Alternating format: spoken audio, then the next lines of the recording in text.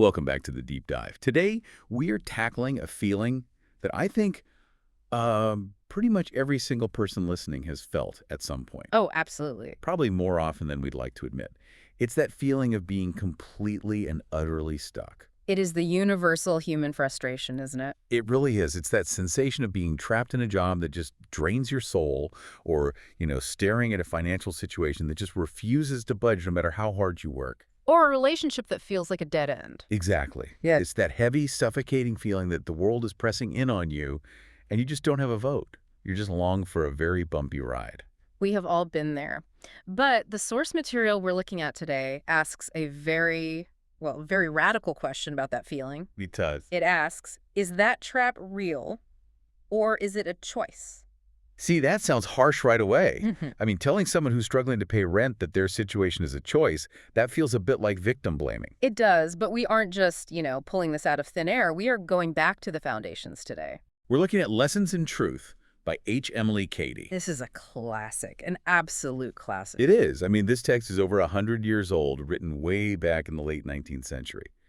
And for anyone listening who might be part of the Unity community, or maybe you just like the positive vibes of New Thought, this book is basically the textbook. It is absolute bedrock. And what's so interesting is that Emilie Cady, she wasn't a theologian. She was a homeopathic physician. A doctor. A doctor, yeah, and also a metaphysical teacher. So she had this incredible way of blending the biblical with the very, very practical. She approaches spiritual problems almost like a diagnosis. Right, looking for the root cause.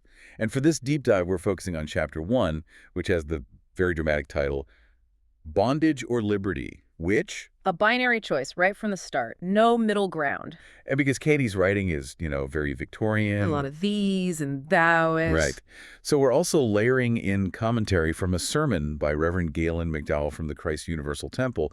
He does a great job of unpacking this dense text for a modern ear. And that is really our mission here today, isn't it? We know a lot of you listening might attend a Unity service, and you love the message, you love the idea that your thoughts matter. But maybe you feel like you don't quite get the mechanics of it. Exactly. It's one thing to hear think positive, but it's a whole other thing to know what to do when your car breaks down and you've got $0 in the bank. We want to move from just hearing ideas to understanding the practical how-to. How do you actually move from feeling stuck to being free? So let's treat this like that diagnosis. Let's start with the symptoms. Why do we suffer? Cady opens the first chapter with a statement that just stops you in your tracks. She writes, "Every man believes himself to be in bondage to the flesh and to the things of the flesh. All suffering is the result of this belief." All suffering. That is a massive claim. It is. And we need to pause on that word flesh, because I think for a lot of people, especially coming from a traditional religious background, flesh sounds like, it sounds like sin. Or just biology, like I'm suffering because I have a cold. Right. And we need to clear that up immediately because the rest of the chapter won't make sense otherwise. Reverend McDowell clarifies this perfectly. In this context, flesh is not just your physical body. So it's bigger than that. Much bigger. It is your finances. It's your contracts, your job, the economy, the political climate, your relationships. Yes. The flesh is the entire external world of facts and circumstances. Okay, so everything outside of you that seems to call the shots. That's it. But here's the twist. Cady says we aren't in bondage to the things themselves, but to the belief about the things. That's the critical distinction. It's everything. Let's take money. You're not actually in bondage to the fact that your bank account is low. That's just a number on a screen. This is a fact. It's just a fact. You are in bondage to the belief that a low bank account limits who you are or what's possible for you. It's the story we attach to the fact. Yes. McDowell breaks this down into two causes of suffering. The primary cause, he says, is forgetfulness. Forgetfulness, like forgetting where I put my car keys.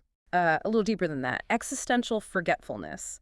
The core teaching here is that humanity suffers because we've forgotten our spiritual origin. We've forgotten that we're spiritual beings first. Exactly. And when you forget that, you identify completely with the external world. You think you are your bank account. You think you are your job title. And if those things go south, you feel like you're falling apart. If I lose my job, and I think I am my job, then I've lost myself. Precisely. You become incredibly fragile, and that leads right into the secondary cause, wrong thinking. Which is the belief in separation. Yes. Because we've forgotten who we are, we start believing we are separate from our source of power, separate from God. You feel small, you feel isolated. Inadequate. You look at a big problem and think, it's just me all alone against this giant hostile world. And that's where the fear comes from. So if I'm hearing this right, you, the listener, you aren't a victim of the world. You're a victim of your own belief system about the world. That is the hard pill to swallow, yes. It puts the responsibility right back on you. But flip it over, that's also the good news. Because if the problem is a belief, Then the problem is internal, which means you don't have to wait for the world to change to be free. You can change the belief right now. okay, so that's the diagnosis. We're suffering from mistaken identity. Yeah. Now, to explain the cure, Cady uses this great metaphor, the story of the Exodus. The Israelites leaving Egypt, yes, but she's very clear. It's not a history lesson. No, she's treating it as an allegory for the individual mind. Egypt isn't a place on a map. Right. It represents the darkness of ignorance, or what's that term? Sense consciousness. Sense consciousness. You hear that a lot in unity circles, and all it means is living your life based only on what you can see, touch, and hear. Believing the physical world is the only reality. That's it. And in this metaphor, the caste masters, the ones cracking the whips, they represent sickness, sorrow, and poverty. The things that enslave you when you only react to what's happening on the outside.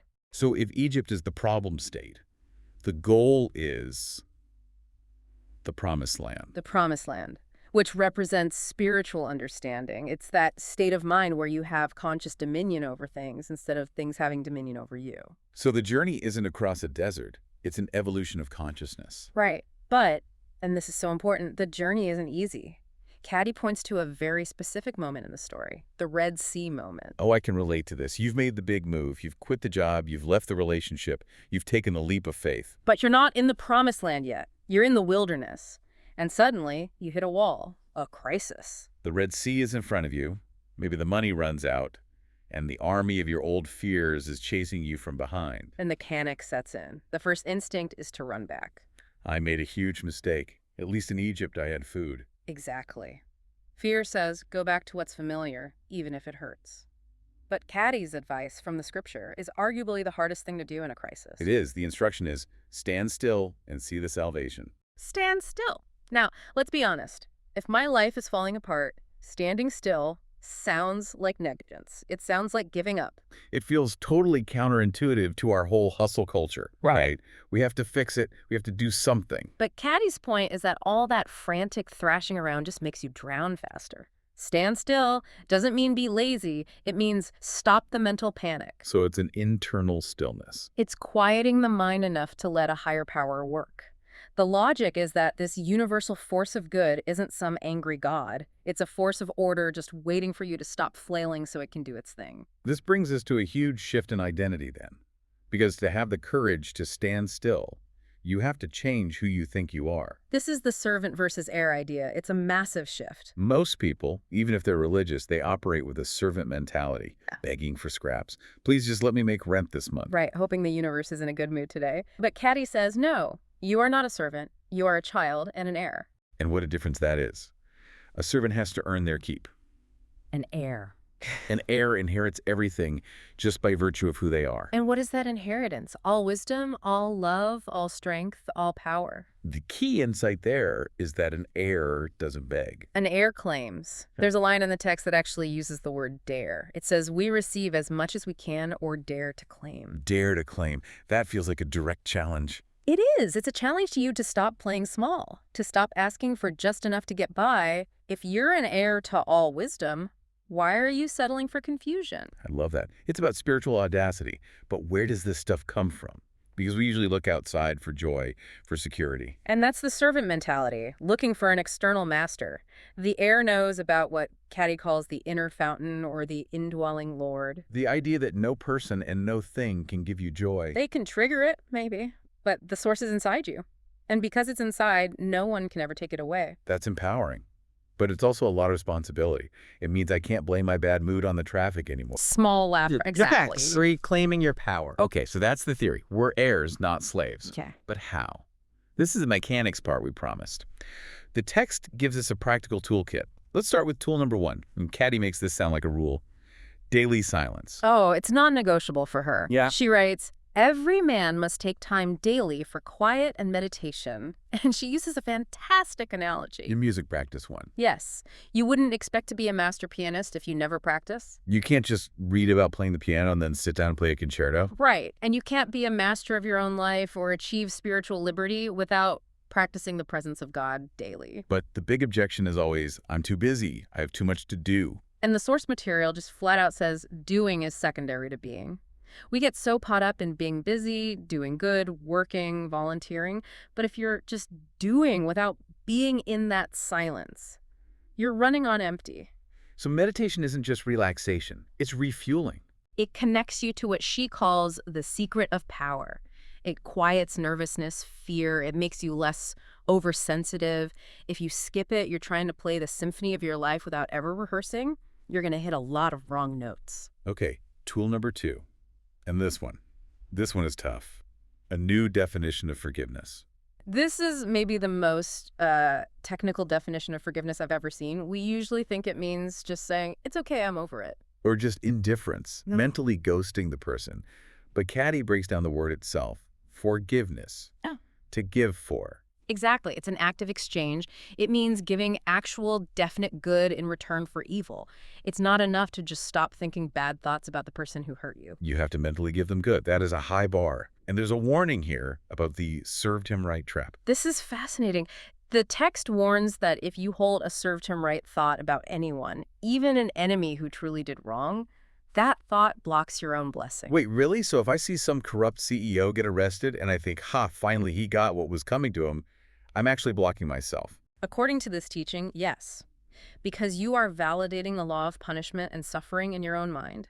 You can't hold a desire for someone else to suffer and simultaneously hold a consciousness of your own good. So my own lack of success could actually be connected to some hidden unforgiveness I have towards someone totally unrelated. That is the argument. It's like a clog in the pipe. You have to clear it for anything to flow to you. Wow. All right, tool number 3, no second causes. This sounds a little abstract. It brings us back to that idea that God is the only power. In our daily lives, we believe in lots of powers, right? The economy has power. Our boss has power. A virus has power. Those are all second causes. But the practice is to refuse to see them as the ultimate power, to see only God in every situation. Right. The example they use is Joseph from the Bible. His brothers sell him into slavery, a terrible act. But his perspective years later is, you meant it for evil, but God meant it for good. So it's not denying that bad things happen. It's refusing to give those bad things the final say. Precisely. It's the challenge of looking at a disaster and saying, I refuse to acknowledge any power here other than good. And the promise is that if you can truly do that, even the wrath of man turns to your advantage. You flip the energy. This all leads to what I'm calling the inside-out solution, because we spend so much time trying to fix our lives from the outside in. We do. We think, I hate this town, so I'll move. I hate this job, I'll find a new one. Cady calls those methods vain and foolish. Harsh words. They are, but think about why.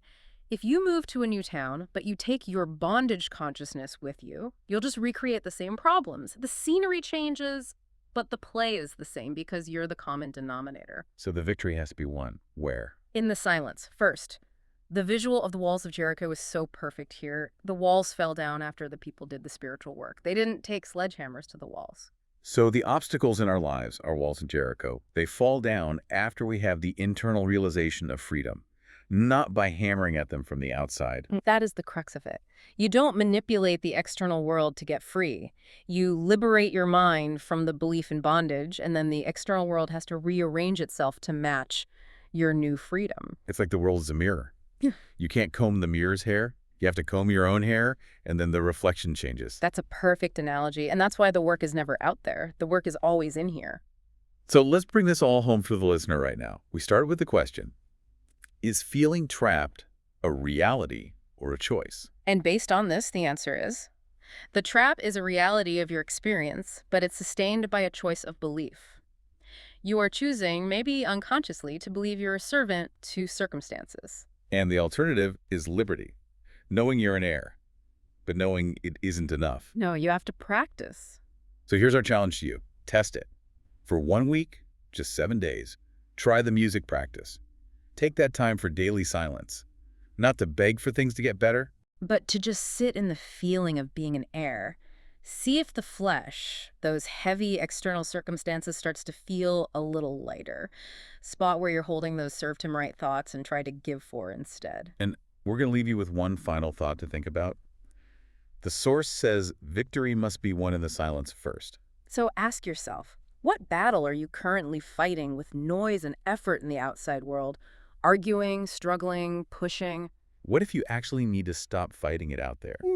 What if you took that battle into the silence and won it there before you ever lifted another finger? It might just be the shortcut you've been looking for. Thanks for taking the deep dive with us. We'll see you next time.